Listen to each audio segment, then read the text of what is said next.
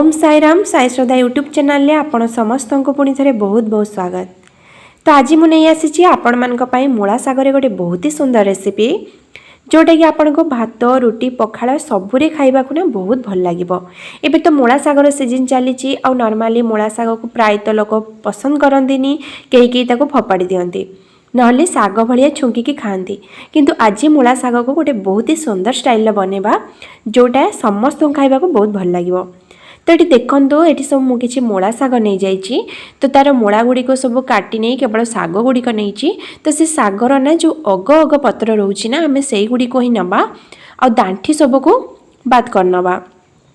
तो ये देखो पत्र गुड़िक मु सब भांगी नौची आ तार डेम्फ गुड़िक सब रखी नौची सेटा आम एत यूज करवानी आम प्रायतः पत्र ही यूज करवा।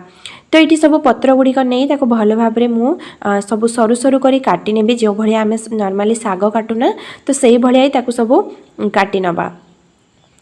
तो ये देखिपे साग को मु सब नहीं जाइए और सबू ये सरू सरू काटी नहीं। तो आपण भी ये भाया साग को काटी नेबे और तापरे भल भाव धोई नेबे।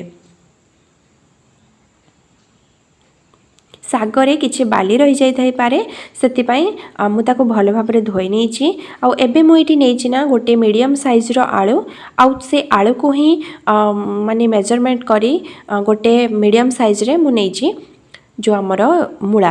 तो आलू आ मूलार समान क्वांटिटी आम रखा बेसी करवानी कहीं सागर क्वांटिटी को आम देखिकी ही मूला आउ आलू नहीं। तो यहाँ मुझे 2 जन मेम्बर बनई जदि आप अधिक मेम्बर बनइबे ताले निश्चित भाव ये आप सब जिनस अधिक यूज करेंगे। तो एतिकी साग एतिकी आलू आउ एतिकी मूला ही यथेष्ट। तो सागटा आमर जरीज से सागर क्वांटिटी टी अधिक रखिए। एबे मुझे ये 3 चामच भाया सोरिष जोटा कि ये कला सोरिष अच्छी आपड़ चाहिए धला सोरिष नहीं पारे। तो ये कला सोरिष ना मुझे देदे 2 पाखुड़ा रसुण और 2टी सुखिला लंका गोटे फाड़ पियाज।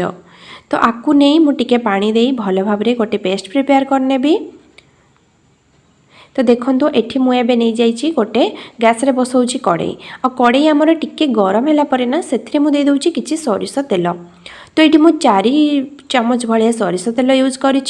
देन सोरिष तेल टिके गरम है से आपड़ देवे कि जीरा जीरा आमर टिके फुटीगला से आपड़ मूला और आलू को जो सरू सरू काटी रखी थे ताकू देदेवे। आलू आ मूला को गोटे साइज काटिबे बहुत पतला कि बहुत मोटा रखिबेनी नले सीझिबनी और बेसी सरू काटिदेले ना अधिक सीझिजिव।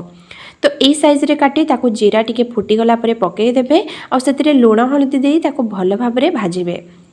तो 5 ରୁ 10 मिनट टिके भाजी नेला परे ना तार कलर टिके चेंज हो जिवो से स्टेज रे ही आमे जो साग को धोईकी रखिथिलो मूला साग को ता ऊपर दे दबा। तो अबे देखंतु तार कलर चेंज हो एबे आमे मूला साग को सब धोईकी रखिथिलु ताकू दे दबा। आ मूला साग देले कभर लगेबार चांस माने किछि आवश्यकता नाही काहेकि ना एमिति भी सागरु हमर टिके पानी बाहरी थाए। तो एइथिरे ही हमर साग आ आलू मूला सब गुड़िक सिझी जिवो। तो ये ताकू टिके मझे मझे नाड़ी नाड़ी देबे आउ ताकू भल भाव भाजी नेबे।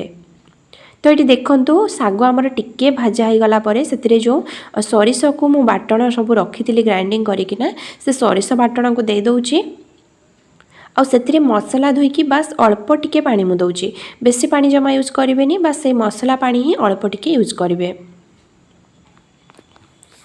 तो ये देखो मूला सागर आमर टिके पानी रिलीज है। तो ये स्टेज रे मुझे दे दूची अल्प किसी स्वाद को बढ़ाई चीनी दूची। आपण मैंने जानी मूला साग एमती भी टिके स्वाद माने तार टिके बहुत ही कड़ा स्वाद थाए माने एते मीठा लगे मूला सागटी। तो से स्वाद को बालांस करने अल्प टिके चीनी दूची आ चीनी आपण अल्प टिके निश्चित यूज करेंगे देखिए तार टेस्ट बहुत बढ़ी जाव। जदि आपणकर टोटाली ही माने चीनी पसंद नहीं ताले आपण ताको स्किप कर पारिबे। तो ये चीनी देले ना मीठा लगेबनी बट स्वाद गोटे बहुत बढ़िया आसीबो। तो ये देखंतु साग आमर ड्राई हो जाइतला एबे मु ताको गोटे प्लेट को काढी नउची। एबे देन सेम कड़े को मु भल भाबरे धोई नैची और सेथिरे मु एबे दउची 2 टेबल स्पून भलिया सोरिष तेल।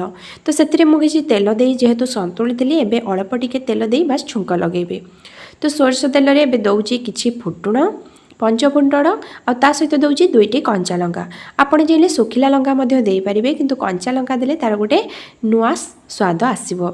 तो कंचा लंका आउ किछि पियाज दे ताको भल भाव भाजी नेबी।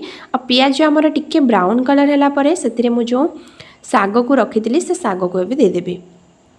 तो देखो जदि यहाँ आप पखाड़ खायापी करुवे ना ताले एथिरे आपण निश्चित भाव में टी बड़ी छुंकी देदेवे ताले ता स्वाद आहरी बढ़ीज। बट यहाँ भात रुटी सबुरे खाइबा को हेले ना ये भाया ही करेंगे बहुत बढ़िया लगे।